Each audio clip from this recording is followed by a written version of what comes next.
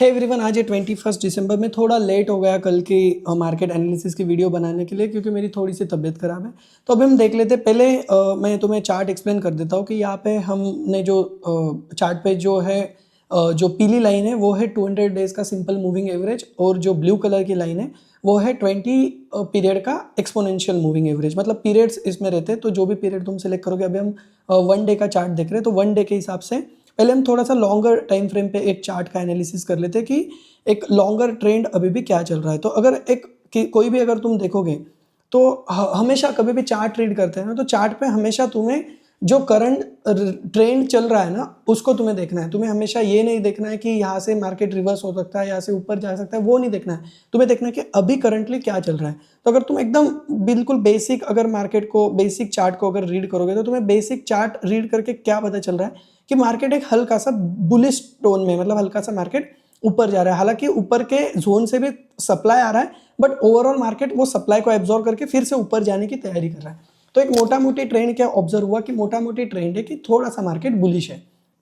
तो और एक चीज़ मैं तुम्हें एक बता देता हूँ कि ये जो 200 पीरियड की सिंपल मूविंग एवरेज है, ये जो पीली लाइन है, ये हमेशा एक मार्केट की औकात दिखाती है। मेरा अगर लास्ट वाला प्राइस एक्शन वाला कोर्स किसी ने देखा होगा, जो कि अभी अवेलेबल नहीं है, मेरा अभी कोई भी कोर्स अवेलेबल नहीं है, तो वो लास्ट वाले प्राइस एक्शन वाले कोर्स में मैंने बताया हुआ था कि ये जो 200 डेज की जो जो लाइन रहती है डेली पे, 200 पीरियड की डेली पे सिंपल मूविंग एवरेज की, ये हमेशा मार्केट की तुम्हें एक औकात प्राइस बताती है।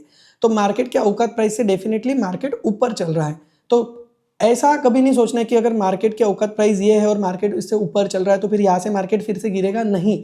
वैसे तुम्हें बिल्कुल नहीं सोचना है। तुम्हें देखना है कि मार्केट से पहले सिर्फ तुम्हें एक एनालिसिस करना है कि मार्केट कहाँ पे चल रहा है, उसके औकात प्राइस से मार्केट ऊपर चल रहा है, सिंपल।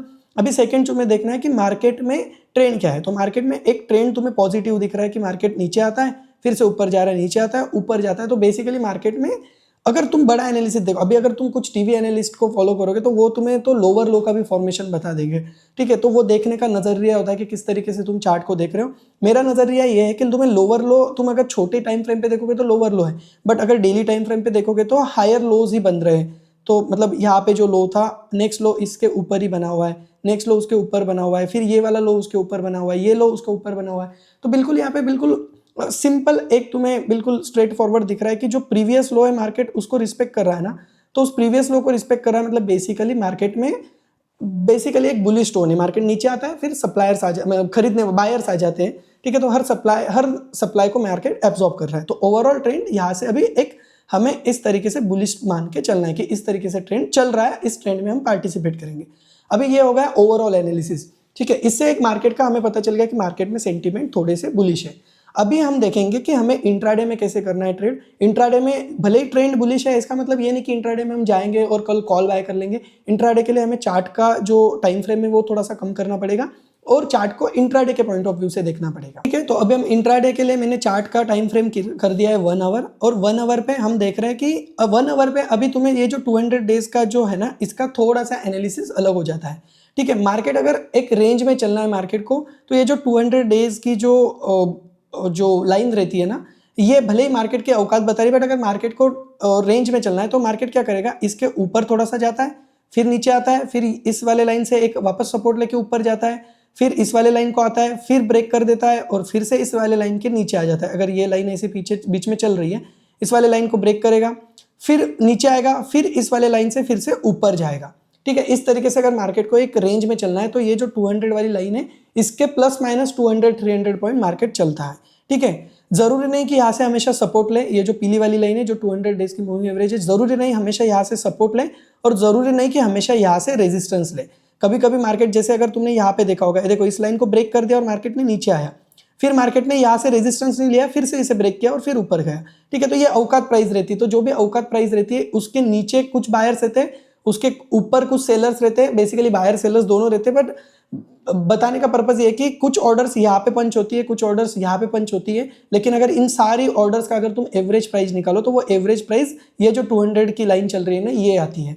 तो बेसिकली अगर स्मार्ट मनी है, उन्हें मार्केट में से खरीदारी करनी है, तो वो थोड़ा सा यहाँ पे भी मान लेंगे, थोड़ा सा यहाँ पे लेंगे, थोड़ा सा यहाँ पे लेंगे, थोड़ा सा इस लेवल पे लेंगे, थोड़ा सा इस लेवल पे लेंगे, तो उनका जो एवरेज है ये औकात लाइन के आसपास का ही बनता है, ठीक है, 100 पे कुछ क्वांटिटी, 80 पे कुछ क्वांटिटी, 50 पे कुछ क्वांटिटी, 40 पे कुछ क्वांटिटी, तो उनका एवरेज हमेशा इस लाइन के आसपास का ही आता है। तो एज अ स्मार्ट मनी कभी भी ऐसा लो पे पूरा क्वांटिटी बाय नहीं कर सकती और हाई पे पूरी क्वांटिटी बेच नहीं सकती है। उन्हें बेचने के लिए एवरेज अलग अलग मल्टीपल प्राइस पे ऑर्डर्स प्लेस करने पड़ते हैं और उनका एवरेज एक बीच में की लाइन आती है। तो ये जो 200 डेज की लाइन रहती है ना, 200 पीरियड की, ये जनरली एक तुम्हें एक अवकात बताती है जिस भी पीरियड में तुम सिलेक्ट कर रहे हो। अभी इंट्राडे के लिए मेरा एकदम सिंपल एनालिसिस है। जैसे कि मैंने थोड़ा सा बताया कि मार्केट एक बुलिश टोन में है, तो अगर मार्केट कल फ्लैट ओपन होता है और यहाँ पे थोड़ा सा कंसोलिडेशन कर रहा है, सिंपल कंसोलिडेशन किया, तो हमारा एक मोटा मोटी ट्रेंड अगर बुलिश है और यहाँ पे कंसोलिडेशन कर रहा है, तो मैं एक्सपेक्ट करूंगा कि मार्केट यहाँ से थोड़ा सा ऊपर जाए, अपसाइड रैली बताए। तो फर्स्ट हमारा रेजिस्टेंस रहेगा 26,100 वाला एरिया और सेकंड वाला रेजिस्टेंस रहेगा 26,200 वाला एरिया। तो अब कुछ प्रॉफिट बुकिंग यहाँ पे कर लेंगे, फिर वेट करेगा। अगर फिर से मार्केट ने थोड़ा सा यहाँ से थोड़ा सा रेजिस्टेंस लेके अगर फिर से मार्केट बुलिश बता रहा है, तो फिर से नेक्स्ट ट्रेड भी हम बुलिश ही ले सकते हैं। तो ये रहेगा अगर मार्केट फ्लैट ओपन होता है। अगर मान लो मार्केट इस लेवल पे गैप डाउन ओपन होता है, तो एक छोटा ट्रेड तुम डाउन साइड का प्लान कर सकते हो, जिसके टारगेट रहेंगे तुम्हारे 25,750 वाले जोन के। ये टारगेट के लिए तुम, अगर मार्केट गैप डाउन ओपन होता है, लाइक फर्स्ट 5 मिनट की कैंडल अच्छी खासी रेड बनती है और अगर तुम्हें इंट्राडे प्राइस एक्शन थोड़ा सा निगेटिव लग रहा है, तो तुम एक निगेटिव का ट्रेड ले सकते हो। जो फर्स्ट कैंडल रहेगी उसका हाई का स्टॉप लॉस रख लो और 25,780 750 वाला जो जोन है, ये तुम्हारा टारगेट बन सकता है। सेकेंड चीज, अगर मार्केट बड़ा गैप डाउन होता है, इस वाले लेवल पे गैप डाउन ओपन होता है, तो यहाँ पे तुम्हें देखना है मार्केट रिवर्सल बता रहा है। अगर रिवर्सल बता रहा है तो अगेन यहाँ से एक बुलिश ट्रेड प्लान किया जा सकता है। लेकिन अगर मार्केट इस वाले लेवल का, अगर इंट्राडे प्राइस एक्शन तुम्हें यहाँ पे निगेटिव दिख रहा है और अगर मार्केट ये जो 25,750 वाला जोन है अगर इसे ब्रेक करता है, तो बहुत हाई पॉसिबिलिटी कि यहाँ से अगेन मार्केट फिर थोड़ा सा डाउन ट्रेड में आएगा और जो पिछला वाला इमीडिएट रेजिस्टेंस है वहां तक ट्रेवल करेगा, जो कि आएगा 25,200 तक का है। बट इतने बड़े टारगेट्स हमें प्लान नहीं करने, हमें तो हर 100-120 पॉइंट्स पे ही हमारे प्रॉफिट बुक कर लेने रहते। हमेशा एक चीज़ याद रखो कि जब तुम इंट्राडे ट्रेड कर रहे हो तो वहाँ पे तुम टाइम बेस्ड ट्रेड कर रहे हो, तो वहाँ पे हमेशा पूरी रैली कभी भी कैप्चर नहीं होती है। रैली 200-300 पॉइंट्स की भी होगी तो तुम्हें उसमें से 50-80-100 पॉइंट से कैप्चर करने। हाई और लोज पे तुम्हें नहीं देखना है कि तुम एग्जैक्ट लो कैप्चर कर रहे हो, एग्जैक्ट हाई पे बेच रहे हो, ऐसा कभी नहीं होता है। वो करने जाओगे तो फिर कभी ट्रेडिंग नहीं हो। और एक सिनारियो में डिस्कस कर लेता हूँ कि अगर मार्केट थोड़ा सा बड़ा गैप अप ओपन हो जाता है, जो कि आता है 26 इस वाली 26,050 का, तो यहाँ पे अगेन तुम्हें वेट करना है। अगर यहाँ पे थोड़ा सा कंसोलिडेशन होता है तो यहाँ से अगेन तुम्हें एक बुलिश ट्रेड के लिए ही प्लान करना है। तो ओवरऑल मेजर एनालिसिस बुलिश ही रहेगा, बट बियरिश के लिए भी तुम्हें रेडी रहना है। तो ओवरऑल टोन बुलिश है मार्केट का। अगर तुम लॉन्ग टर्म इन्वेस्टिंग कर रहे हो तो थोड़े थोड़े पैसे एक्यूमुलेट थोड़े पैसे तुम मार्केट में अभी डाल सकते हो। स्टॉक्स को एक्यूमुलेट कर सकते हो, लार्ज कैप को एक्यूमुलेट कर सकते हो, स्मॉल कैप को म्यूचुअल फंड के थ्रू एक्यूमुलेट कर सकते हो। कल के लिए अगेन मैंने बताया हुआ कि ओवरऑल ट्रेंड तो बुलिश ही है, बट बियरिश ट्रेड भी मिला तो मैं दोनों के लिए प्रिपेयर रहता हूँ। तो that's it, bye bye, take care, ध्यान रखें सब लोग अपना। जिसको भी मेरी प्रीमियम मेंबरशिप लेनी है और मेरे डेली कॉल्स लेने हैं, वो नीचे लिंक दी होगी, उस पर पेमेंट करके तुम ग्रुप को ज्वाइन कर सकते हो। बाय बाय, टेक केयर और ध्यान रखें सब लोग अपना। ऑल्सो मेरे नाम पे कई सारे फेक चैनल्स तुम्हें मिलेंगे टेलीग्राम पे, तो प्लीज बी अवेयर। मेरा सिर्फ एक ही ऑफिशियल चैनल है जिसकी लिंक है t.me/KPSOCLUB कैप्सो क्लब, यही लिंक है, डिस्क्रिप्शन में लिंक है, उसी से ज्वाइन करना। बाकी फेक टेलीग्राम चैनल से बचो। बाय बाय, टेक केयर और ध्यान रखें सब लोग अपना।